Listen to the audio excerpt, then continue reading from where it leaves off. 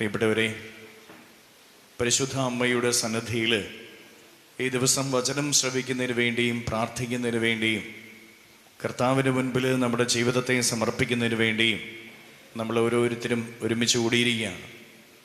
ഈ ദിവസം നിങ്ങളുടെയൊക്കെ ജീവിതത്തിൽ ഈശോ വലിയ അത്ഭുതങ്ങൾ പരിശുദ്ധ അമ്മയിലൂടെ പ്രവർത്തിക്കട്ടെ എന്ന് പ്രത്യേകമായിട്ട് പ്രാർത്ഥിക്കുകയാണ്. നമുക്കറിയാം, പരിശുദ്ധ പിതാവ് ഈ ഒരു വർഷം പ്രത്യാശയുടെ വർഷമായിട്ട് പ്രഖ്യാപിച്ചിരിക്കുകയാണ്. നമ്മുടെ ഓരോരുത്തരുടെയും ജീവിതത്തിൽ ഒരു പ്രത്യാശയുടെ ജീവിതം നമ്മൾ ഓരോരുത്തരും നയിക്കണം. നമ്മൾ എന്തുമാത്രം ജീവിതത്തിൻ്റെ വഴികളിൽ ഇടറിപ്പോകുന്നവരാണെങ്കിലും, ജീവിതത്തിൻ്റെ വഴികളിൽ പാപബന്ധനങ്ങളിലൂടെ കടന്നു പോകുന്നവരാണ് എങ്കിലും നമുക്കൊക്കെ ഒരു പ്രത്യാശയുടെ സന്ദേശമാണ് ഈശോ മിശിഹ നൽകുന്നത്. പാപമോചനത്തിൻ്റെയും വിടുതലിൻ്റെതുമായിട്ടുള്ളൊരു സന്ദേശമാണ് ഈശോ നൽകുന്നത് എന്ന് പരിശുദ്ധ പിതാവ് ഈ ഒരു വർഷം നമ്മെ ഓരോരുത്തരെയും ഓർമ്മിപ്പിക്കുകയാണ്. ഉച്ചത്തി പറഞ്ഞേ ഹല്ലേലൂയാ, ഹല്ലേലൂയാ. ഉച്ചത്തി പറഞ്ഞേ ഹല്ലേലൂയാ, ഹല്ലേലൂയാ. ഇപ്പം കൂടെ സ്വരം എഴുതി പറഞ്ഞേ ഹല്ലേലൂയാ, ഹല്ലേലൂയാ. പ്രിയപ്പെട്ടവരെ, നമ്മൾ തിരുവചനങ്ങൾ പരിശോധിക്കുമ്പോൾ പരിശുദ്ധ അമ്മയെ പോലെ പ്രത്യാശയുടെ ജീവിതം നയിച്ച മറ്റൊരു വ്യക്തിയുമില്ല. പരിശുദ്ധ അമ്മയെ പോലെ പ്രത്യാശയുടെ ഒരു ജീവിതം നയിച്ച മറ്റൊരു വ്യക്തിയെ പോലും തിരുവചനങ്ങളിൽ കാണുവാനായിട്ട് നമുക്ക് സാധിക്കുകയില്ല. കാരണം ജീവിതത്തിൻ്റെ വഴികളെ നോക്കിയാൽ പരിശുദ്ധ അമ്മയ്ക്ക് പ്രത്യാശിക്കാനായിട്ട് യാതൊന്നുമില്ല. അമ്മയുടെ മടിത്തട്ടിലായിരിക്കുന്ന നിങ്ങൾക്കെല്ലാവർക്കും പരിശുദ്ധ അമ്മയുടെ ജീവിതം അറിയാം. അമ്മയുടെ വളരെ ചെറുപ്പത്തിലെ തന്നെ മാതാപിതാക്കൾ മരണപ്പെട്ടു പോയി. 3 വയസ്സുള്ളപ്പോൾ ദേവാലയത്തിൽ കാഴ്ചവയ്ക്കപ്പെട്ട ഒരു പെൺകുട്ടി, അവളുടെ വളർച്ചയിൽ അവളുടെ തുണയായിരിക്കേണ്ട അമ്മ അവളുടെ കൂടെയില്ല. അങ്ങനെ വളർന്നു വരുമ്പോൾ 13 വയസ്സെത്തി കഴിഞ്ഞപ്പോൾ വിവാഹപ്രായമായി കഴിഞ്ഞു കഴിഞ്ഞപ്പോൾ ഇവളെ വിവാഹം നിശ്ചയിക്കുകയാണ്. വിവാഹം നിശ്ചയിച്ചിരിക്കുമ്പോൾ ഒരു ദിവസം ദൈവത്തിൻ്റെ ദൂതൻ ഇവളുടെ അടുത്ത് വന്നിട്ട് പറയുകയാണ്, നീ ഗർഭിണിയാണ്, പരിശുദ്ധാത്മാവിനാൽ നീ ഗർഭിണിയാകും. അങ്ങനെ പരിശുദ്ധ അമ്മ നിൽക്കുകയാണ്. പ്രിയപ്പെട്ടവരെ, യഹൂദ പാരമ്പര്യമനുസരിച്ച് വിവാഹിതയാകുന്നതിന് മുമ്പ് ഒരു പെൺകുട്ടി ഗർഭിണിയായാൽ അവളെ കല്ലെറിഞ്ഞ് കൊല്ലും. അങ്ങനെ പരിശുദ്ധ അമ്മ കല്ലെറിഞ്ഞ് കൊല്ലപ്പെടേണ്ട അവസ്ഥ. തുടർന്ന് അമ്മയുടെ ജീവിതം നമ്മൾ കാണുന്നുണ്ട്. ദൈവത്തിൻ്റെ പ്രത്യേകമായ ഇടപെടൽ, യോസേപ്പ് പിതാവ് അമ്മയെ സ്വീകരിക്കുകയും തുടർന്ന് കുഞ്ഞ് പിറക്കുകയും കുഞ്ഞ് പിറന്നതിന് ശേഷം അവൾ അനുഭവിക്കേണ്ടി വരുന്ന യാതനകളും വേദനകളും, ഈ കുഞ്ഞിൻ്റെ വളർച്ചയുടെ കാലഘട്ടത്തിൽ വളരെ ചെറുപ്പത്തിൽ തന്നെ യോസേപ്പ് പിതാവിൻ്റെ മരണം, തുടർന്ന് ഈ കുഞ്ഞിനെ വളർത്തി വലുതാക്കുമ്പോൾ, ഇവൻ വളർന്നു വരുമ്പോൾ ഏതൊരമ്മയുടെയും ആഗ്രഹമാണ് തൻ്റെ മകനെക്കുറിച്ച്, മക്കളെക്കുറിച്ച് നല്ലത് കേൾക്കുക. ഈ അമ്മ നല്ലതൊന്നും കേൾക്കുന്നില്ല.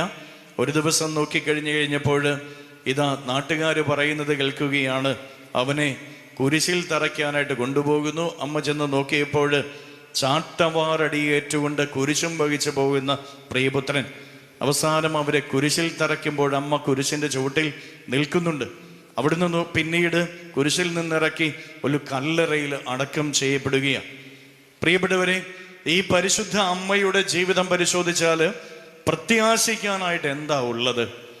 ജീവിതം മുഴുവനും സഹനത്തിൻ്റെയും വേദനയുടെയും കണ്ണുനീരിൻ്റെയും അവസ്ഥയിലൂടെയല്ലേ ഈ അമ്മയുടെ ജീവിതം കടന്നു പോകുന്നത്.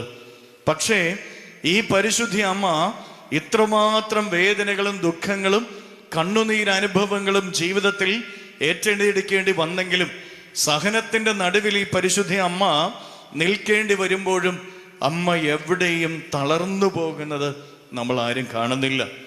അമ്മ പതറിപ്പോകുന്ന നമ്മൾ ആരും കാണുന്നില്ല. അമ്മ ഇടറിപ്പോകുന്ന നമ്മൾ ആരും കാണുന്നില്ല. കാരണം അമ്മയുടെ പ്രത്യാശ അത്ര വലുതായിരുന്നു. സ്വരമേതി പറയാമോ ഹല്ലേലൂയാ?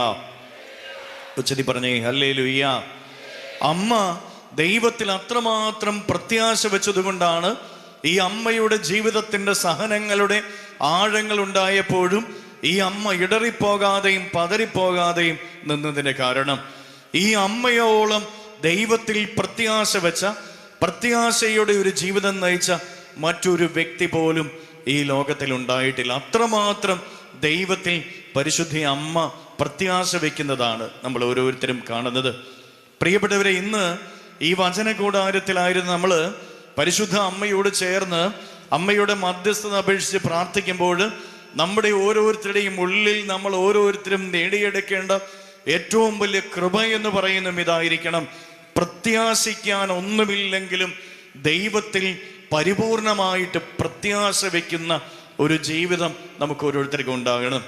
ഇന്ന് ഈ ആലയത്തിലെ ശുശ്രൂഷകളൊക്കെ കഴിഞ്ഞ് നിങ്ങൾ ഓരോരുത്തരും നിങ്ങളുടെ ഭവനങ്ങളിലേക്ക് മടങ്ങുമ്പോൾ കുറേ നിയോഗങ്ങൾ ദൈവത്തിൻ്റെ സന്നിധിയിലേക്ക് സമർപ്പിച്ച് കിട്ടുമോ ഇല്ലയോ, കിട്ടിയാ കിട്ടി, ഇല്ലെങ്കിൽ ഇല്ല, ഈ ഒരു മനോഭാവത്തോടെ ആയിരിക്കരുത് നിങ്ങൾ തിരിച്ചു പോകേണ്ടത്. ഉപരിയായിട്ട് ഈ പരിശുദ്ധ അമ്മയുടെ സന്നിധിയിൽ നിൽക്കുന്ന നിങ്ങളുടെ ഓരോരുത്തരുടെയും ജീവിതത്തിൽ നിങ്ങൾ ഇന്ന് മടങ്ങിപ്പോകുമ്പോൾ നിങ്ങളുടെ നെഞ്ചിൻ്റെ ഉള്ളിൽ ഒരു തരി കനലെങ്കിലും ഈ പ്രത്യാശയുടെ, അമ്മ ജീവിച്ച പ്രത്യാശയുടെ ഒരു തരി നിങ്ങളുടെ ഉള്ളിലേക്ക് നേടിയിട്ട് നിങ്ങളുടെ ഭവനങ്ങളിലേക്ക് മടങ്ങാനായിട്ട് സാധിച്ചാൽ ഞാൻ പറയും ഇത് അനുഗ്രഹത്തിൻ്റെ ദിവസമായിരിക്കും. ഇനി തുടർന്നും നിങ്ങളുടെ ജീവിതം അനുഗ്രഹത്തിൻ്റെ ദിവസങ്ങളായിരിക്കും. ഉച്ചത്തി പറഞ്ഞേ ഹല്ലേലൂയാ. വലതുകരം ഉയർത്തിപ്പിടിച്ച് സ്വരമയത്തി പറയാം ഹല്ലേലൂയാ, ഹല്ലേലൂയാ. പ്രിയപ്പെട്ടവരെ, യോഹന്നാന്റെ സുവിശേഷത്തിന്റെ 2-ാമത്തെ അധ്യായത്തിന്റെ 1 മുതലുള്ള തിരുവചന ഭാഗങ്ങളിൽ നമുക്കെല്ലാവർക്കും അറിയാവുന്ന തിരുവചന ഭാഗമാണ്. നമ്മൾ ഓരോരുത്തരും ഒത്തിരിയേറെ പ്രാർത്ഥിച്ച് ധ്യാനിച്ചിട്ടുള്ള അല്ലെങ്കിൽ ഒത്തിരിയേറെ കേട്ടിട്ടുള്ള ഒരു വചനഭാഗമാണ് യോഹന്നാൻ സുവിശേഷം 2-ാം അധ്യായം 1 മുതലുള്ള തിരുവചനങ്ങൾ. വചനത്തിൽ നമ്മൾ കാണുകയാണ് കാനായിലെ വിവാഹ വിരുന്ന്. തിരുവചനത്തിൽ നമ്മൾ ഇങ്ങനെ വായിക്കുകയാണ്: 3-ാം ദിവസം ഗലീലയിലെ കാനായിൽ ഒരു വിവാഹ വിരുന്ന് നടന്നു. യേശുവിൻ്റെ അമ്മ അവിടെ ഉണ്ടായിരുന്നു. കാനായിലെ വിവാഹ വിരുന്നില് പരിശുദ്ധ അമ്മ അവിടെ ഉണ്ടായിരുന്നു എന്ന് തിരുവചനം പഠിപ്പിക്കുകയാണ്. പ്രിയപ്പെട്ടവരെ, യോഹന്നാന്റെ സുവിശേഷത്തെ കുറിച്ച് പറയുന്നത് ഈശോയുടെ ജീവിതത്തിൽ സംഭവിച്ചിട്ടുള്ള അനേകം കാര്യങ്ങളിൽ ഏറ്റവും പ്രധാനപ്പെട്ട കാര്യങ്ങൾ മാത്രമാണ് യോഹന്നാൻ തൻ്റെ സുവിശേഷത്തിലൂടെ വിവരിച്ചിട്ടുള്ളത്. ഈശോയുടെ ജീവിതത്തിൽ സംഭവിച്ചിട്ടുള്ള കാര്യങ്ങൾ മുഴുവനും എഴുതിയാൽ അത് തീർന്നു പോവുകയില്ല. ഇതൊന്നും പോരാ എന്നും യോഹന്നാൻ ശ്ലീഹ തന്നെ സാക്ഷ്യപ്പെടുത്തിയിട്ടുണ്ട്. ഈശോയുടെ ജീവിതത്തിൽ സംഭവിച്ചിട്ടുള്ള അനേകം കാര്യങ്ങളിൽ ഏറ്റവും പ്രധാനപ്പെട്ട കാര്യങ്ങൾ മാത്രം സൂചിപ്പിച്ചിരിക്കുന്ന സുവിശേഷ ഭാഗമാണ് വിശുദ്ധ യോഹന്നാന്റെ സുവിശേഷം. ഇങ്ങനെ ഏറ്റവും പ്രധാനപ്പെട്ട കാര്യങ്ങൾ സൂചിപ്പിച്ച ഈ സുവിശേഷത്തിന്റെ ആരംഭത്തിൽ തന്നെ യോഹന്നാൻ ശ്ലീഹ എടുത്തു വയ്ക്കുന്നത് ഒരു വിവാഹ വിരുന്ന. പ്രിയപ്പെട്ടവരെ, ഈശോയുടെ രക്ഷാകര പ്രവർത്തനത്തിന്റെ ആരംഭം നമ്മൾ ഈ സുവിശേഷത്തിന് മുമ്പിൽ കാണുകയാണ്. യോഹന്നാൻ ഈശോയെ ചൂണ്ടിക്കൊണ്ട് പറയും, ഇവനാണ് ലോകത്തെ രക്ഷിക്കാനായിട്ട് വന്നിരിക്കുന്നവൻ, ലോകത്തിന്റെ പാപങ്ങൾ നീക്കാനായിട്ട് വന്നിരിക്കുന്നവൻ ഇവനാണ് ദൈവത്തിന്റെ കുഞ്ഞാടെന്ന് പറഞ്ഞുകൊണ്ട് ഈശോയെ ലോകത്തിന് വെളിപ്പെടുത്തുന്ന യോഹന്നാൻ. ഈശോയുടെ ദൗത്യം ഇനിയും ആരംഭിച്ചിട്ടില്ല. ഈശോ തന്റെ ശിഷ്യന്മാരെ ദൗത്യം ആരംഭിക്കുന്നതിന് മുമ്പ് തെരഞ്ഞെടുക്കുകയാണ്. ഇങ്ങനെ ഈശോയെ യോഹന്നാൻ ലോകത്തിന് വെളിപ്പെടുത്തുന്നു. ഈശോ തന്റെ ദൗത്യം ആരംഭിക്കുന്നതിന് മുമ്പ് ശിഷ്യന്മാരെ തെരഞ്ഞെടുക്കുന്നു. ഈ ദൗത്യ നിർവഹണത്തിന്റെ ആരംഭത്തിൽ തന്നെ ഈ പരിശുദ്ധ അമ്മയെ ഒരു വിവാഹ വിരുന്നിൽ നിർത്തിയിട്ട് യോഹന്നാൻ ശ്ലീഹ പറയുകയാണ്, പരിശുദ്ധ അമ്മ ആ കാനായിൽ നടന്ന വിവാഹ വിരുന്നില് ആ കുടുംബത്തില് ഉണ്ടായിരുന്നു എന്ന്. തുടർന്ന് വരുന്ന വചനത്തിൽ നമ്മൾ കേൾക്കുകയാണ്, യേശുവും ശിഷ്യന്മാരും വിരുന്നിന് ക്ഷണിക്കപ്പെട്ടിരുന്നു. അവിടെ വീഞ്ഞു തീർന്നു പോയപ്പോൾ യേശുവിൻ്റെ അമ്മ അവനോട് പറഞ്ഞു, അവർക്ക് വീഞ്ഞില്ല. പ്രിയപ്പെട്ടവരെ, ഒരു കുടുംബത്തിൻ്റെ ഒരു പ്രത്യേക സാഹചര്യത്തെ നമ്മുടെ മുൻപിലേക്ക് യോഹന്നാൻ ശ്ലീഹ കൊണ്ടുപോയി വച്ചിട്ട് പരിശുദ്ധ അമ്മയെ അവിടെ നിർത്തുകയാണ്. തുടർന്ന് പറയുകയാണ്, ഈശോയും ശിഷ്യന്മാരും വിരുന്നിന് ക്ഷണിക്കപ്പെട്ടിരുന്നു. പ്രിയപ്പെട്ടവരെ, ഈശോയുടെ രക്ഷാകര പ്രവർത്തനത്തിന്റെ ആരംഭത്തിൽ തന്നെ, ഞാനത് സൂചിപ്പിച്ചു, അതിൻ്റെ ആരംഭത്തിൽ തന്നെ ഒരു കുടുംബവുമായിട്ട് ബന്ധപ്പെട്ട ഒരു കാര്യം എടുത്തു വെച്ചുകൊണ്ട് ആ കുടുംബത്തിൽ നിന്ന് തന്നെ രക്ഷാകര പ്രവർത്തനത്തിന്റെ ആരംഭം ഈശോ കുറിക്കുന്നത് സുവിശേഷകൻ പഠിപ്പിക്കുമ്പോൾ നമ്മൾ ഓരോരുത്തരും മനസ്സിലാക്കിയിരിക്കേണ്ട ഏറ്റവും പ്രധാനപ്പെട്ട ഒരു കാര്യം, നമ്മുടെ ഓരോരുത്തരുടെയും കുടുംബത്തിൽ നിന്ന് വേണം രക്ഷയുടെ ആരംഭം കുറിക്കുവാനായിട്ട്.